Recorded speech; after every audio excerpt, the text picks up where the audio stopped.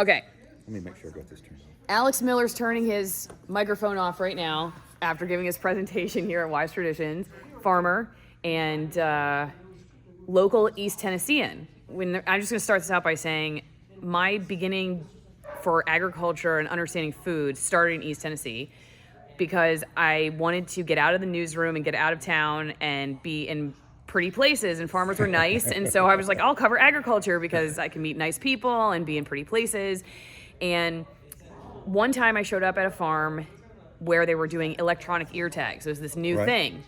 And so I went out to learn about electronic ear tags. And the farmer, I asked this very simple question, why electronic ear tags? And he answered that when the cows go to the feedlot in Iowa, that's what he said, Iowa, then if there's a foodborne illness outbreak, we can trace it back to the cow. And I said, what is a feedlot?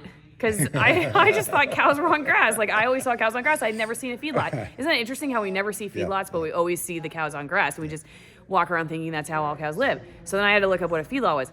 Anyway, I can probably blame everything, my censored podcast, the rebellious nature of myself in a TV newsroom, like all on that one day. Well, that's great. I know, in East Tennessee. Yeah, well, I'm glad somebody stirred all that up.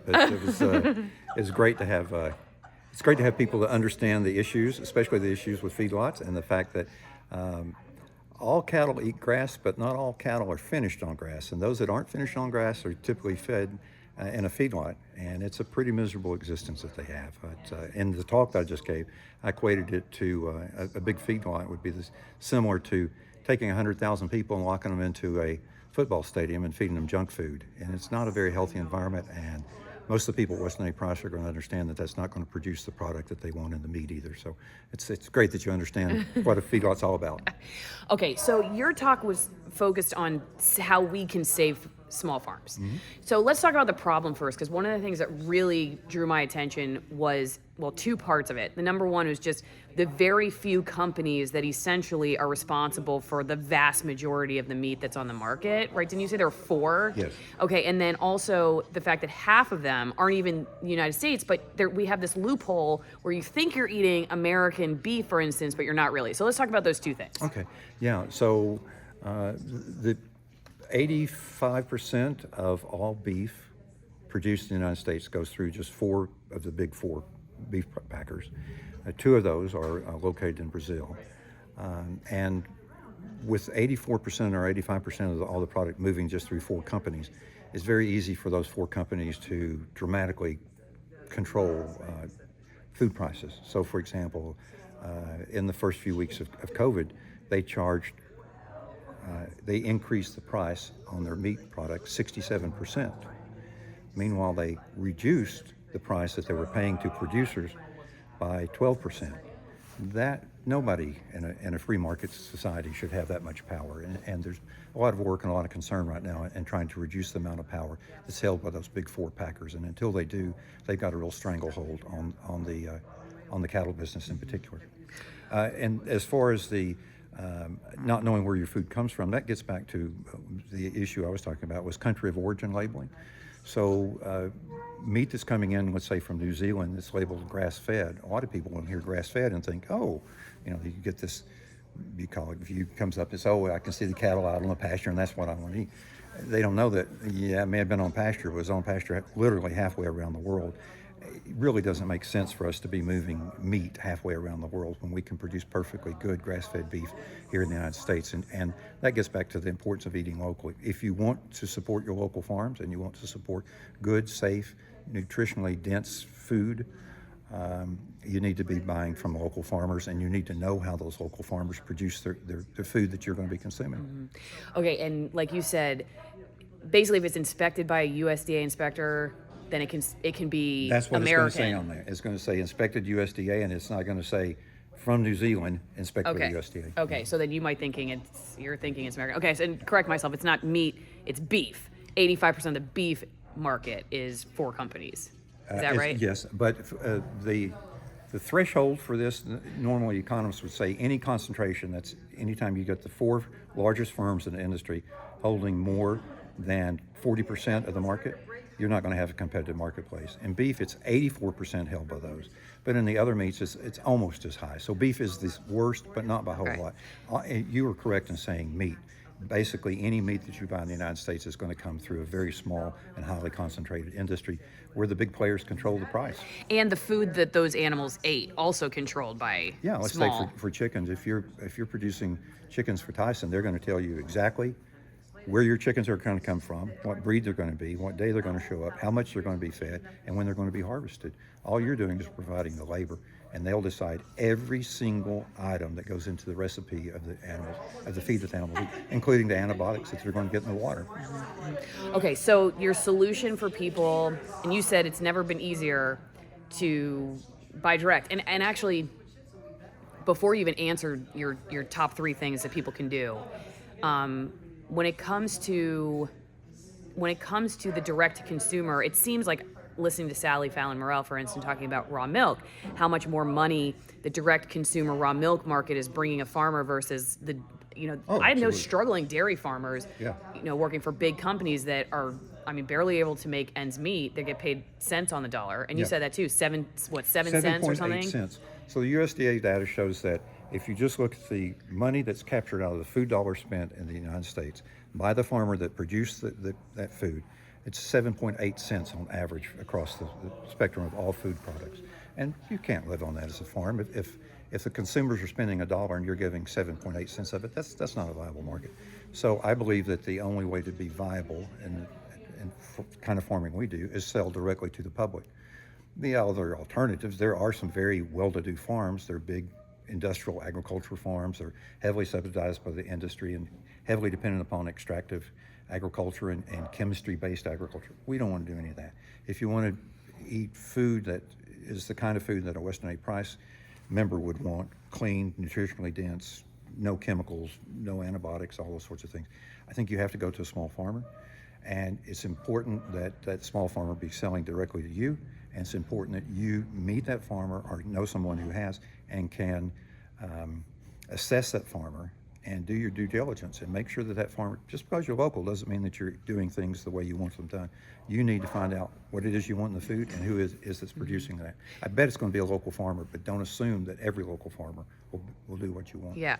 Well, it just makes me realize, though, that, every time I feel like, since I'm in the world of censorship, for instance, it's like every time we figure a workaround, they figure out how to stop our workaround. Right. So is there any concern, or do you see anything happening that makes you go, we figured a way, we're selling direct to consumers and people are getting really interested more and more. Right. Now, whoever the powers that be are going to say, well, Tyson says, we don't like that. We don't like that these people are direct to consumer, or are they just not scared of you because they're 85% of the market anyway, big deal? I don't think at this point they're scared of us. Even the current administration, which decided to spend $1 billion on this, they look at it and say, $1 billion to build out infrastructure for small farmers to process their own animals as opposed to bringing them through us. $1 billion is a drop in the hat. So at this point, I don't think the big players are very concerned about the little players. And as they see the viability, they'll buy up the small farms, and that'll be the easiest way for them to do it. And they'll say, okay, now, we've got this small local label that they're offering, and there's some of that already taking place. But it's not going to. If you do your due diligence and you go visit those farms, you won't be there long before you realize, wait a minute, this isn't a small family farm the way I thought it was going to be. Okay, promise this is my last question before your top 3 solutions. What about, you showed Bill Gates farmland, largest owner, right, or owns the most farmland of anybody in the United States. But then also, we keep hearing about Chinese buyers coming in, buying a lot of farmland. What was the point you wanted to make to people about that? And how has that affected things, or what could people do? Well, the point is I was showing that our single biggest investment in farming is farmland. And what's driving up the price of farmland is not farmers bidding against farmers, it's farmers bidding against speculators. And everything from Bill Gates to the Chinese, just like you're saying, farmland is a very attractive, low-risk investment, and Wall Street is a major buyer of farmlands right now. Okay. All right. So final question, your top 3, what should people do? Yeah, okay, well, there's 3 things. First of all, I would encourage everybody to get serious about buying local. And one of the easiest ways to do that is to go to Weston A. Price and take the 50% pledge. It says 50% of your food dollar will be spent locally. And that's just a real straightforward program to help you understand the importance of buying local and then give you a structured way of doing it. Then you have to find local farmers that you want to buy from. And there's, again, never been easier to do that. You can go to Weston A. Price, you can go to the local chapters, you can go to an organization called the Good Meat Project for meat in particular. You can also go to your state government, go to your state's Department of Agriculture, and there will be a site on a page on their website that will help you. Typically, you type in your zip code and it'll tell you where the local farms are and where the farmers markets are that you can shop. The third thing is, so you've committed to it, you found those farmers. The third thing is you need to commit to doing your due diligence. Because again, local is not the same thing as quality, safe, nutritionally dense. You can do anything that can be local. So you need to go to those farms and you need to ask, how is it you produce this food? What chemicals do you use? Which ones do you avoid? Do you feed GMOs? Show me how your animals are taken care of. Show me, are your chickens out on pasture or are they in a coop somewhere? Just go visit and knock around. Most of the farmers that you're going to want to do business with, they would welcome you. Mm-hmm. If one of the biggest warning signs you can get, if you call up a farm and they say, no, we don't do tours, then ask yourself, why aren't you doing tours? We always want to do tours because we want people to understand this is what we're doing, because as soon as they understand what we're doing, they're going to say, that's the kind of product I want to be buying. So mm-hmm. farmers should welcome you. If they don't, and if they don't appreciate you asking those questions, that's probably a warning flag for you right there. Okay, so is that all three? That's all three. Okay. So recap them. Commit to it, find the farms, do your due diligence, and make sure that when you pick your farmer, they're actually doing what you want. They're not just local. Okay, Alex, how can people follow you and learn more about your product, maybe in East Tennessee or elsewhere? Well, we're on Facebook at Lick Skillet Farm, Tennessee. Is that right, Shannon? I think that's right. Lick Skillet Farm. We're on Facebook. You also can go to our website. Website is lickskillet.farm, not .com, .farm. And if you want to contact us, there's a contact page there. Be happy to talk to you. Okay. Thank you, Alex. Thank you. Lickskillet.farm.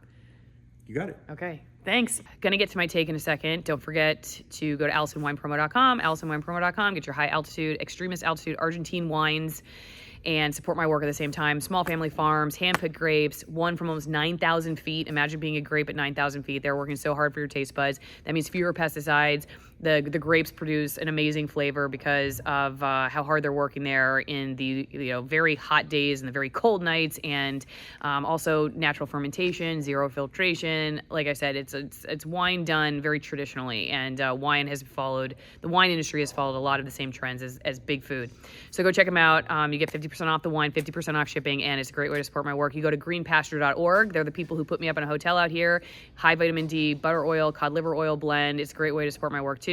Greenpasture.org. The affiliate link, if you want to buy directly in a way that supports me, is in the description, the video description, or the pinned comments. But if you just go to their website and support them, that's great too. Even if I don't get a buck, that's totally fine. I've been using their product long before they were an affiliate partner, and I really believe in it. AllisonMauer.locals.com, $5 a month to go one-on-one with the most censored people on the internet. Thanks for the support, everybody over there, and thanks for everyone who donated to the Wise Traditions travel budget. I'm here thanks to you guys, so I really appreciate it. Okay, so agriculture, it's funny. I can really, like I said earlier in the video talking to Alex, I can really honestly say that covering food is what got me to where I am right now talking to you on this phone. Because the problems with the food industry are the same problems with like everything. Medicine and journalism, there's a lot of incompetence, ignorance, fast volume, pressures, money. I mean, it's like the same story. And like I said earlier, like just asking that simple question and realizing that all the press kits that I had been given, all the cows that I had seen, they looked a certain way. And the stuff they didn't want us to see was hidden from view and it was just not talked about. Maybe they weren't talking about it because it never came up. Maybe they weren't talking about it because they know it doesn't look good. You be the judge. But if you start getting into food, it's very hard to turn your eyes away from the other stuff. It's so interconnected. And the reason I like talking about food so much is because Alex actually said, he quoted Jane Goodall's book, something Harvest. And it was like mindful eating, I think is the subtitle, like how to eat mindfully or mindful eating or something like that. And she wrote this book basically like, okay, if I could tell people to do one thing that would make the world a better place, what would it be? And it was eat locally. And you know what? I really have come to believe that like that's because the food system is so intricately involved in so many different parts of our lives and so many different industries that just are not doing great right now. That it is at the center of so many alliances that could be formed for freedom, for health, for the environment, actually, that it brings together people who care about animal welfare with people who care about local economies that tend to be, you know, more conservative. Animal welfare tend to be more liberal. And we all like have something in common when it comes to food. And it's much harder to divide people when they meet each other and they see each other face to face, and you develop relationships over the table. And maybe that's why food doesn't get as much coverage, because it's too much of a solution. I don't know, but it's the place I have found the most transformative for my journey, is to start with that. Not to say the other parts don't matter, like, you know, health, medicine, when it comes to your doctor, like choosing your doctor wisely, or filtering your water, or whatever else. But knowing your farmer, like knowing where your food comes from, genuinely knowing, not just looking at the label, but going and visiting the farm, I guarantee you it is the start of a very wonderful journey that will start to intersect every part of your life. And I totally agree with Alex, like eating locally, but not just like going to the local market, because I just went to a market that said local and I asked where the tomatoes were from, and the guy didn't know, and then I asked him to go find out. So he went and asked somebody who knew, and then he came back and told me North Carolina. And I'm like, that's not local. And for him, that was local, which is weird to me.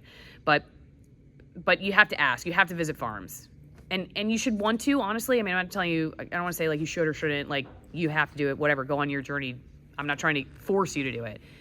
But there's so much to be missed from just taking someone's word for it. You know, sometimes we have to because we don't have enough time. But there's so much to be gained from doing it yourself, from going through the process of like, even if you're scared, you're like, oh God, what are they gonna think of me if I call them and ask them what they feed their animals? Trust me, it's empowering. You'll walk out of that situation knowing more. You've done the research, you've done the legwork, you've made a relationship, you've talked to somebody new, and who knows, you might be friends someday. And it is so enriching. I can't encourage you more to do that. Okay? Thanks again, everybody, for the support. See you next time.